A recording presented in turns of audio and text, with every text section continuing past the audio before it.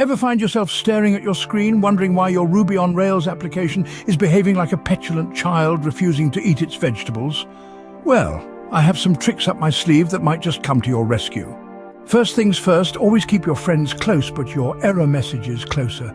Error messages are like the breadcrumbs Hansel and Gretel left in the woods.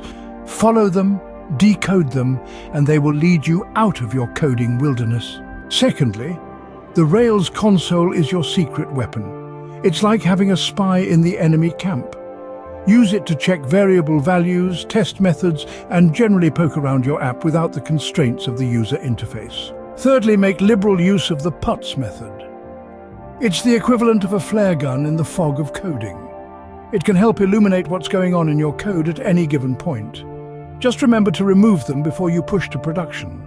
Or you may end up sending distress signals when there's no distress. Fourthly, don't underestimate the power of the binding.pry command. It's like having a pause button for your code.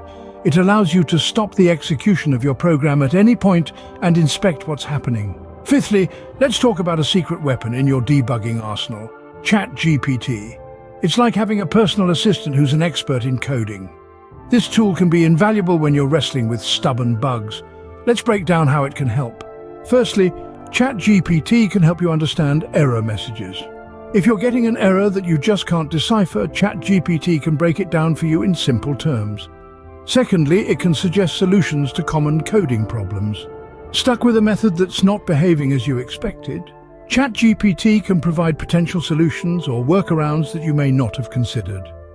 Lastly, think of it as an advanced version of Stack Overflow, available 24/7. You don't need to wait for responses or sift through outdated threads. It's always ready to assist you, making your debugging journey a little less daunting. And lastly, always remember to test. Test early, test often, and then test some more. Automated tests can save you from a world of pain by catching bugs before they become monsters lurking in your codebase. Remember, debugging is less about fighting fires and more about understanding why the fire started in the first place. So keep calm, carry on, and happy debugging.